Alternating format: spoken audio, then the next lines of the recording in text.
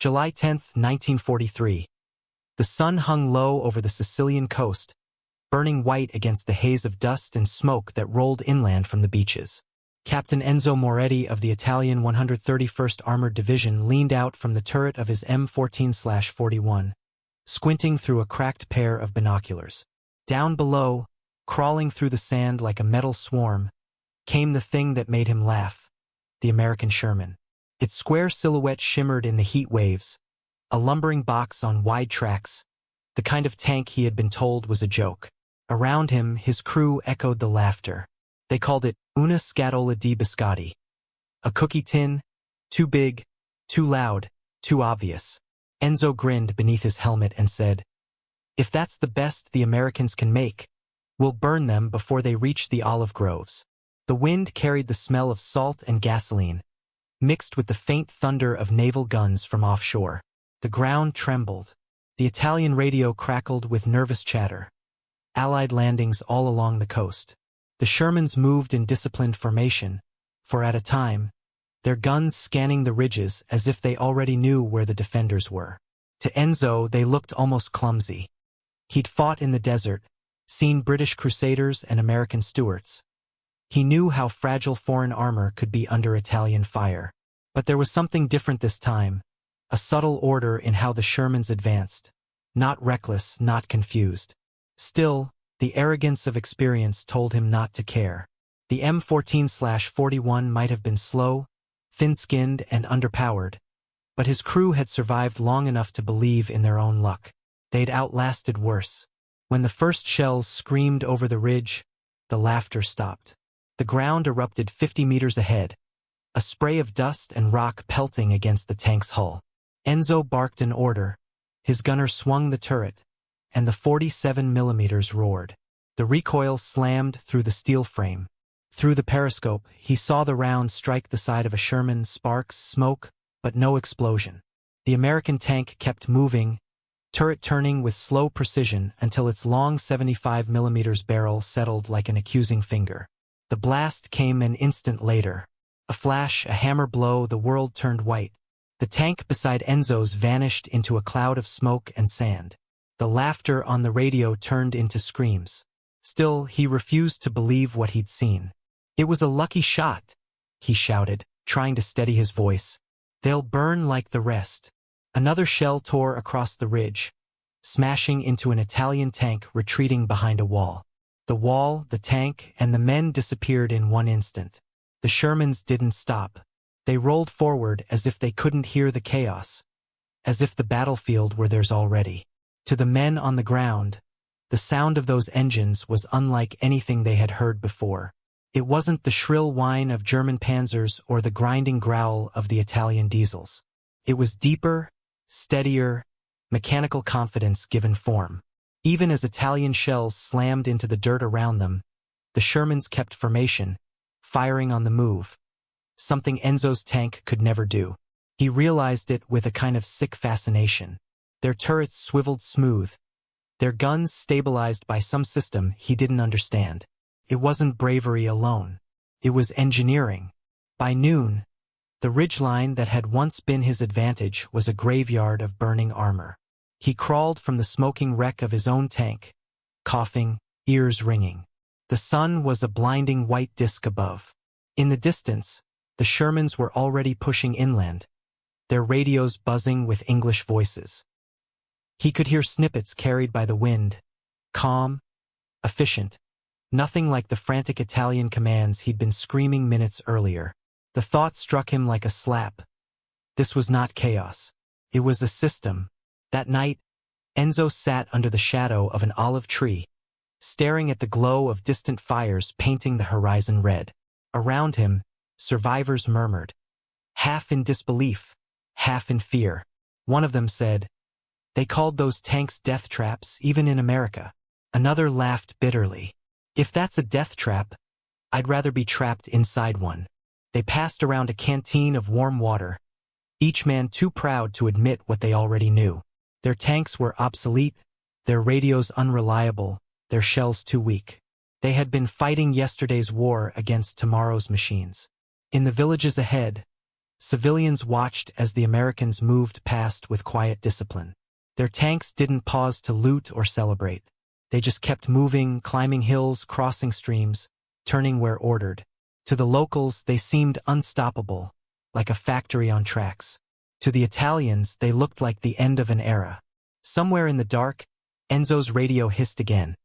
Headquarters calling for a counterattack at dawn. He almost laughed this time. A hollow sound. The Shermans had taken their positions with ease, their infantry moving in sync. It wasn't just tanks. It was coordination, communication, and power. He thought of the mockery from weeks before. How they'd called the Sherman a cow on wheels. Now that cow had horns of steel and a heart of fire. As the dawn light crept across the fields, Enzo watched the Americans refuel and reload. Their supply trucks arrived with mathematical precision, every movement planned. The Italian lines, by contrast, were confusion, men shouting, engines failing, orders contradicting. For the first time, he understood that the real strength of an army wasn't in its armor thickness but in its organization. When the attack began, the outcome was never in doubt. The Shermans came again, this time from 3 directions, their guns flashing in perfect rhythm.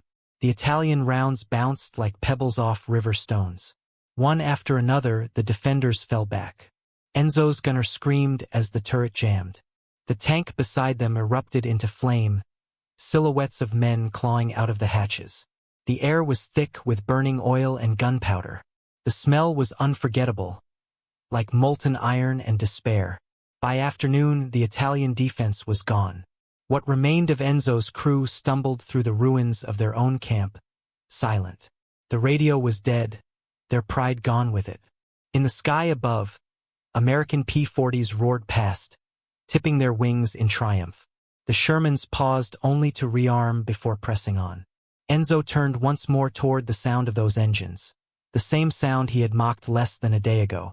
He felt no hatred, only awe. Machines shouldn't move like that, he thought. Machines shouldn't feel inevitable. But they did. And that night, when he finally found the courage to write in his journal, his first line read, "We laughed when we should have listened."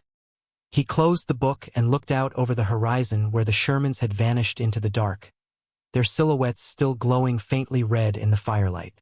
They called it a gas oven on tracks. They called it a rolling coffin.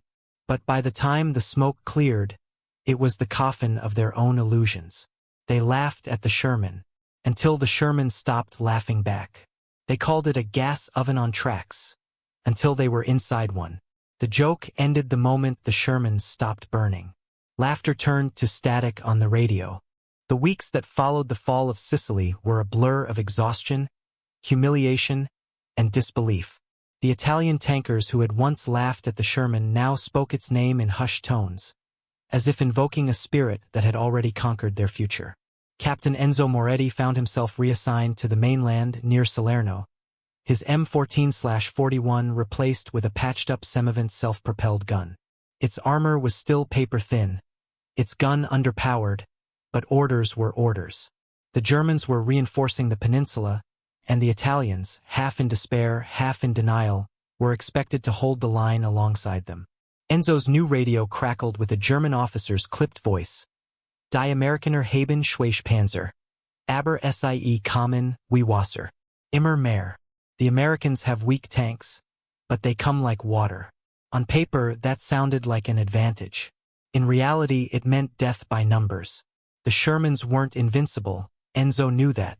They burned, they broke down, they bogged in mud. But the Americans had more, always more. For every tank destroyed, 2 more appeared before sunset, freshly painted and fueled. The Italians couldn't believe the pace. Their factories barely managed a handful each month, while the Allies seemed to summon theirs from the sea. Rumors spread among the soldiers that American ships were floating factories, disgorging tanks already crewed and ready to fight. No one could imagine such abundance. During the first days near Salerno, the Italians watched the Americans make mistakes. Shermans that charged too fast, got caught in gullies, or took direct hits from 88mm guns. When the flames rose high, Italian officers cheered from the hillsides, shouting, "See, they burned just like ours." But the celebration never lasted long.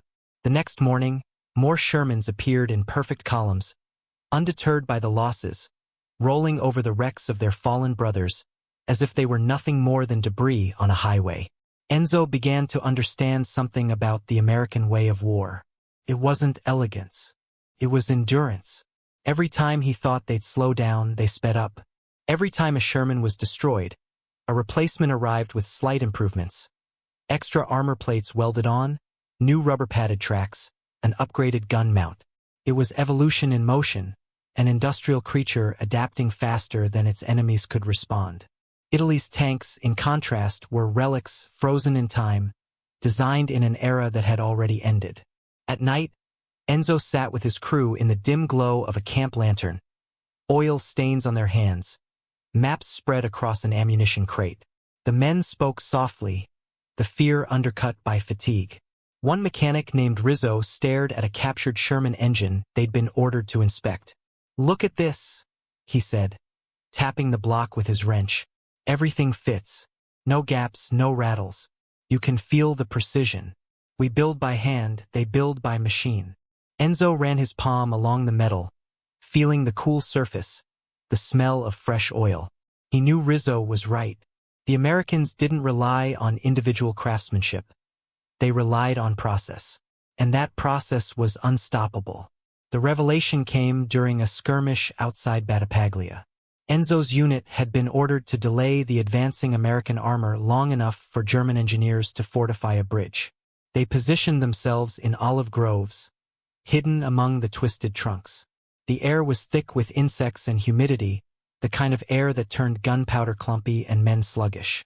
When the first Shermans appeared through the haze, Enzo felt the familiar chill.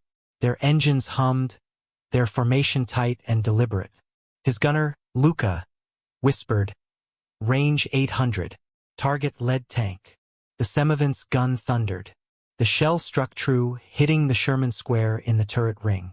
The explosion rocked the grove, and the Italian crew cheered. But the cheer died seconds later. The Sherman, trailing smoke, did not stop. Its turret turned, slowly but surely, and the 75mm gun spat fire. The blast hit a nearby Italian gun emplacement, sending debris across the grove. Another Sherman joined the fight, then another. Their fire was coordinated, disciplined. Even as one tank burned, the others shifted positions, overlapping arcs of fire, covering each other like wolves circling prey. Enzo shouted for a retreat, but the grove was already collapsing under artillery fire. They limped back through the dust, coughing, sweat stinging their eyes. When the shooting stopped, the Americans advanced without pause, their infantry moving with uncanny precision. One of them carried a portable radio, calling in airstrikes like it was routine. Enzo watched from a ditch as P-40s swept overhead, their machine guns shredding the remnants of Italian resistance. It wasn't just the Shermans now, it was the entire machine of war, from the sky to the sea, moving as one synchronized heartbeat. Later, captured Italian officers were interrogated by Allied intelligence. When asked what they thought of the Sherman, one man reportedly said, "It's not a tank, it's an idea with armor." Enzo would have agreed. Every aspect of the Sherman reflected a philosophy foreign to the Axis mindset. It wasn't built to be perfect. It was built to be enough. Fast enough, reliable enough, powerful enough. And when enough of them arrived, perfection didn't matter. Quantity became a quality of its own. Still, the Americans learned hard lessons too. Enzo heard from German allies that in North Africa and Tunisia, Shermans had burned by the dozens against the deadly German Tigers. U.S. crews nicknamed them Ronsons, after the lighter that always lit the first time. The irony stung him. The same men who mocked the Sherman now feared its numbers. The same allies who built it knew its flaws. But instead of abandoning it, they improved it. They added wet stowage ammunition racks to prevent fires. They refined tactics, pairing tanks with air reconnaissance and artillery coordination. They trained relentlessly. And soon, the Sherman wasn't just a machine, it was a doctrine, a new language of warfare. Enzo's turning point came during a night patrol near Eboli. His small column moved through fog, the moon a pale ghost above the ruins of a farmhouse. Suddenly, the silence broke. a low mechanical rumble. Headlights flickered in the mist. At first he thought they were friendly. Then he saw the silhouette, the sloped front armor, the unmistakable rotating turret. A Sherman. Then another. Then 10. His radio sputtered static, overwhelmed by interference. The Italian column panicked, engines grinding as drivers tried to reverse in the narrow road. The Shermans moved in with terrifying calm, their guns trained but not firing yet. Then a flare lit the sky, revealing everything. The wrecked fields, the terrified Italian crews, and the glint of American stars on olive paint. The Shermans opened fire. It was not a battle. It was an execution. The precision of their fire was surgical. Enzo's tank was hit but not destroyed. He crawled out, dragging his gunner with him. As they fled into the trees, he looked back at the burning line of vehicles. The Sherman silhouettes loomed in the glow like iron gods. There was no rage left in him, only understanding. By morning, the Italian army was breaking apart. Some units joined the Germans, others surrendered. Enzo found himself walking alone along a dirt road littered with the wrecks of his country's armor. Each one was a coffin for old pride. In the distance, he saw American engineers already repairing bridges the Italians had tried to destroy. He heard English voices singing, calm, unhurried, as if victory were inevitable. That night, Enzo sat by the ruins of a church, writing by the light of a dying candle. His hand trembled as he wrote. They called it a clumsy tank, but it moves like time itself, slow, unstoppable, and uncaring. He closed the notebook and looked out toward the sound of distant engines. The men who mocked it were about to face something their armor could never stop. Because the Sherman was more than steel. It was America's will, rolling forward, never looking back. By the autumn of 1943, the laughter that had once echoed through Italian tank camps had been replaced by a low, mechanical growl, the sound of Shermans advancing. The Americans had crossed from Sicily into mainland Italy, bringing with them not just men, but momentum. What began as scattered assaults had turned into a rolling tide of steel and willpower. From Salerno to Naples, the Shermans became a symbol of inevitability. Each time they appeared on the horizon, dust rising behind their tracks like smoke from a forge, soldiers whispered their name as though it were the name of a storm. On a gray morning near Mignano, Captain Enzo Moretti stood among a battered group of Italian and German crews. Their tanks, a patchwork of old M14/41s and borrowed Panzer IIIs, waited in the valley below. The ground was slick with rain, the smell of wet oil and mud mingling with fear. Overhead, Allied reconnaissance planes circled lazily, tracing arcs of dominance. Enzo lifted his binoculars and saw the faint outline of Shermans emerging from the mist. They moved in groups of 5, perfectly spaced, their antennas swaying with radio chatter. He could almost feel their confidence through the glass. The Germans beside him were silent, veterans who understood what was coming. One muttered, "They move like they already own the land." Enzo said nothing. He knew it was true.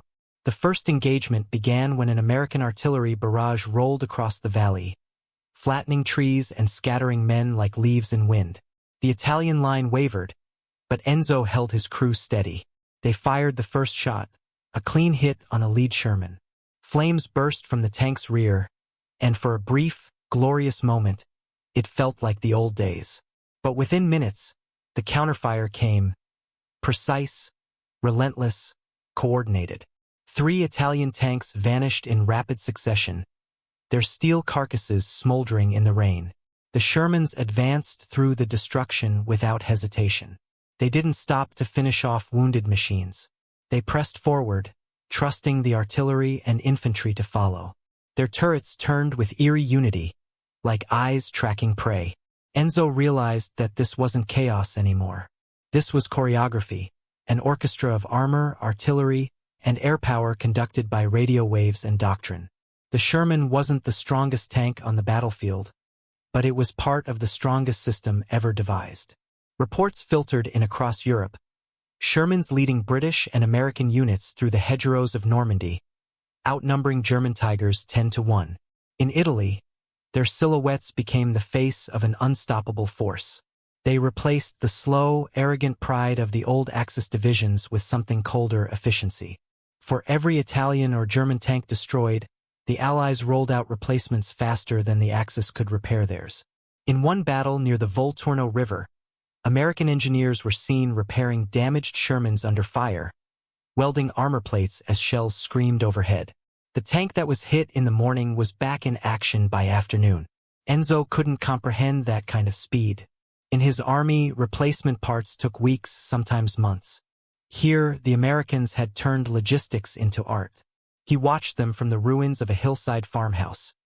Tanks refueled in columns, ammunition trucks rolling in behind them, field kitchens feeding the crews within minutes. It was war as an assembly line, brutal in its precision. When the Americans finally pushed toward Cassino, the Italians were exhausted, broken, and scattered. The Germans now commanded most of the defense, their discipline cold and mechanical. Enzo's remaining men were assigned to assist a German panzer unit. They dug in on a ridge overlooking the valley, where a column of Shermans would soon pass. "They're fools," one German said confidently. "Our 88s will tear them apart." The guns opened fire, and the first salvo hit its mark. 2 Shermans exploded, throwing black smoke into the sky. But the column didn't scatter. It didn't retreat. It adjusted. Within minutes, the American tanks fanned out, using terrain and smoke screens. Artillery called in from miles away obliterated the German position. When the haze cleared, the ridge was gone. Enzo saw something that day he would never forget. As the Shermans climbed the hill, their treads grinding over the bodies of wrecked panzers, he realized they weren't just fighting for ground. They were replacing the old order. The Axis tanks had been built for glory, heavy, ornate, designed to intimidate. The Shermans were built for purpose, simple, reparable, reproducible. It was the triumph of the factory over the foundry, of engineers over aristocrats. He found a letter on the body of a dead American tank commander later that evening. It was smeared with oil, but the words were clear. "They told us the Sherman wasn't the best tank, but it doesn't have to be. We just have to keep moving." Enzo folded the letter and kept it in his breast pocket for the rest of the war. Even the Germans began to respect and fear the American system. A panzer officer confessed over the radio, "They don't fight like we do. They fight like they're building something." The phrase haunted Enzo. He watched the Americans rebuild bridges faster than they could be destroyed, lay roads where none existed, and field endless waves of machines that looked identical yet deadly efficient. At night, as Allied flares lit the sky, Enzo and his few surviving crewmen talked quietly. "Do you think they ever run out?" Luca asked, staring toward the front. Enzo didn't answer. He knew the truth. The Americans never ran out. Not of fuel, not of food, not of tanks. Their nation's factories pulsed like hearts, pumping steel across oceans. In the following months, Italian morale collapsed entirely. Many units surrendered or switched sides after the armistice in September 1943. But Enzo stayed, bound by duty and confusion. He watched the Americans roll northward, their Shermans leading parades through liberated towns. Italian civilians waved at them, the same civilians who once cheered Axis victories. It was the cruelest kind of irony. The conquerors were now the liberators, and the tanks once mocked as flying ovens were now emblems of freedom. By 1944, the Sherman's legend had reached mythic proportions. German propaganda called it the Tommy Cooker, but even their commanders privately admitted it was changing the war. For every Tiger tank that destroyed 5 Shermans, 10 more appeared the next day. The psychological weight became unbearable. Axis crews went into battle expecting defeat. The sight of a Sherman column was enough to break formations before the first shot was fired. One foggy morning outside Florence, Enzo's unit, now reduced to a handful of tanks, was ordered to delay an American advance for as long as possible. They barely lasted 10 minutes. The Shermans came from the mist like ghosts, their engines humming low, their guns spitting flame. Enzo's final tank was crippled by the first shell. He climbed out as his machine burned, the heat stinging his face. Through the haze, he saw American infantry moving beside the tanks, their bayonets gleaming, their discipline unshaken. For a moment, he simply stood there, hands raised, watching history roll past him. The battlefield fell silent except for the steady thrum of engines. Enzo turned to see the Sherman that had destroyed his tank halt a few meters away. The commander, an American sergeant with soot on his face, looked down at him and gave a nod. Not mockery, not triumph, just acknowledgement. Enzo understood what that meant. The war had already moved beyond pride or hatred.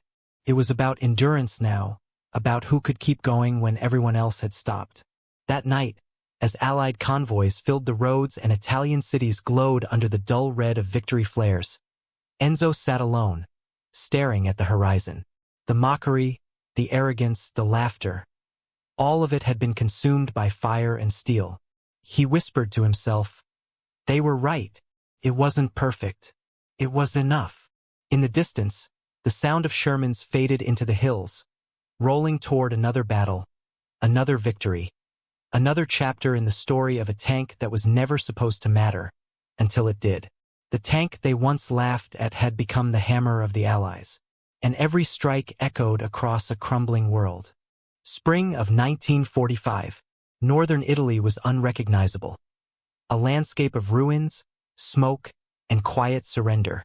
Towns that had once echoed with the speeches of generals now lay beneath the tread marks of American tanks. Fields where farmers had once worked were scarred with shell holes and twisted wrecks. The Sherman tanks, once mocked as clumsy and weak, stood parked in lines that seemed to stretch forever, their barrels pointed toward a horizon already conquered. Captain Enzo Moretti walked slowly past them, hands deep in his coat pockets. The war over, but the memories far from finished.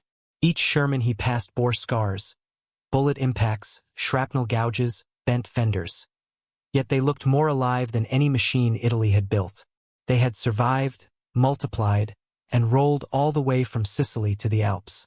He stopped in front of one with a name painted in white on the turret. Lucky Lady. Its tracks were caked with dried mud from half the continent. He could still smell the oil, the leather, the faint tang of burnt fuel, the scent of victory. Around him, American mechanics were already cleaning and servicing the tanks, preparing for parades and redeployments. Some of them smiled as they worked, their laughter echoing across the square. It wasn't the cruel laughter he remembered from the beginning of the war. It was lighter, almost weary. They weren't mocking anyone anymore. They didn't need to. Enzo had seen his country's tanks die by the hundreds. M13s, M14s, Semiventis, all burnt-out hulks, abandoned beside the roads or pushed into ditches. Their thin armor and weak guns had never stood a chance. But it wasn't just the machines that failed. It was the idea behind them. Italy had built tanks for parade grounds, for symbolism, for prestige. America built them for war, functional, efficient, and replaceable. That was the lesson that burned deepest. He found himself remembering that first battle in Sicily, the heat, the laughter, the arrogance. How sure they had been that the Americans were naive, that their machines were toys. The memory stung. He whispered to himself, "We laughed at them, and they never stopped moving." He looked around the captured airfield, now turned into an Allied staging area. Rows of Shermans gleamed under the afternoon sun, freshly repainted with stars and division numbers. Each one represented not just a tank, but a philosophy, one that had crushed empires through organization, not ego. In the nearby field, a group of Italian children climbed onto a Sherman hull, laughing as they played. One of the American crewmen waved at them, tossing a chocolate bar to a boy perched on the turret. The boy's face lit up. It was the same tank that had shattered Italian lines only a year earlier, now standing peacefully as a playground. The irony was almost unbearable. Enzo turned away, but the image stayed, the laughter of children replacing the laughter of soldiers. Later that evening, he was invited to share a drink with an American officer, a broad-shouldered man named Captain Harris. They sat on overturned ammunition crates, the fire crackling between them. "You were with the Italian armor?" Harris asked, his tone neither cruel nor superior, just curious. Enzo nodded. "Until the end." Harris took a long sip from his tin cup. "Hell of a fight, wasn't it? You guys kept us busy." Enzo smiled faintly. We tried. But we were fighting against a machine that didn't stop. Harris laughed softly. The Sherman wasn't perfect. We all knew that. We lost a lot of good men in them. But you know what? We could fix it faster than the enemy could destroy it. He tapped his cup against the side of a nearby tank. That's what won the war, my friend. Not strength, not speed. Just the ability to keep going. Enzo nodded slowly. That's something Italy never learned. Harris looked at him thoughtfully. Most countries don't. It's not the fancy machines that win. It's the boring ones that never quit. As the night deepened, Enzo sat by himself, watching sparks rise into the cold air. He thought of all the men who had died believing their machines were superior, their doctrines infallible. He thought of the Germans, whose massive tigers and panthers were feared but too few. He thought of the Italians, who had entered the war dreaming of glory and ended it in ruin. The Sherman, for all its flaws, had outlasted them all, not because it was extraordinary, but because it was enough. In the weeks that followed, Allied convoys rolled north toward Austria. The Shermans led the way, their engines growling like the heartbeat of victory. They crossed rivers, climbed mountains, and rolled through towns where civilians waved flags and threw flowers. Enzo followed their progress in silence, part of a reconstruction team assigned to clear roads. He saw how even the wrecked Shermans were salvaged for parts. No machine wasted, no effort lost. The Americans treated war like industry, and industry like destiny. One morning, while clearing debris near Verona, he came across a rusted Italian tank half buried in mud. Its gun pointed toward nothing, its turret cracked open by an explosion. A faded emblem of the old army was still visible on the side. Enzo brushed dirt off the armor and read the faint words painted in white. Per la gloria d'Italia. For the glory of Italy. He stood there for a long time, staring at it. There had been no glory, only noise, smoke, and the slow, grinding lesson of reality. That afternoon, he returned to the Allied camp. A Sherman rolled by, treads clattering, turrets swiveling slightly as the commander waved at him. Enzo lifted his hand in return. It wasn't respect for the enemy anymore, it was acknowledgement of truth. History wasn't written by who built the biggest tank. It was written by who built the one that lasted. Months later, when the war officially ended, Enzo walked through the streets of Rome. The city was alive again. Markets open, music drifting from cafes, Allied vehicles parked in the piazzas. He stopped near the Colosseum, where a Sherman stood on display, its olive green paint gleaming under the Italian sun. A plaque beneath it read, "The tank that freed Italy." He traced his fingers over the cold steel, feeling the faint indentations of shrapnel scars. For a moment, he imagined he could still hear the laughter of his old crew, echoing from another time. He remembered what he had written in his journal months earlier. They called it a gas oven on tracks. They called it a joke. Now it stands where our empires fell. He closed the notebook for good that day, slipping it into his pocket. In the years after the war, the Sherman became more than a weapon. It became a symbol. It rolled through Korea, through Israel, through deserts and jungles, serving long after the nations that built it changed hands. It became the tank of democracy, proof that persistence could defeat perfection. Historians would later argue over its design, its shortcomings, its high casualty rate. But soldiers who had seen it in battle rarely argued at all. They knew what it represented. Enzo lived to see Italy rebuilt. He opened a small workshop outside Naples, fixing farm tractors and supply trucks. Sometimes he would pause mid-repair, the smell of oil bringing back memories of that first Sherman he had seen through the dust of Sicily. He never forgot its sound, that deep, steady hum, like the rhythm of progress itself. One evening, years later, a reporter visited his shop, gathering stories from veterans. She asked him, "What do you remember most from the war?" Enzo thought for a long time before answering.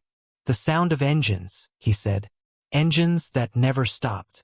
She smiled, expecting him to say something about heroism or defeat. But Enzo only added quietly, "We laughed at the Americans. We thought their machines were clumsy. But it was our laughter that buried us. He looked out the window as the sun dipped below the hills, the sky glowing the same color as burning gasoline. Wars are never won by who laughs first, he said. They're won by who learns fastest. The reporter asked if he thought something like the Sherman could ever happen again. Enzo smiled faintly. Always, he said. Every generation laughs at something new. A machine, a weapon, an idea, until it proves them wrong. He turned back to his workbench, tightening a bolt, the sound of metal against metal echoing softly. Outside, a tractor rumbled to life, its engine steady and reliable. For a moment, it almost sounded like the Sherman. Somewhere in the distance, a train whistle blew, long, low, and final, carrying with it the ghost of a lesson the world would do well to remember. The laughter had ended, the world had changed, and the tank they once mocked had reshaped history. They called it a gas oven on tracks, Enzo whispered, but it carried the weight of victory. Which modern machine, he wondered, would repeat that story next?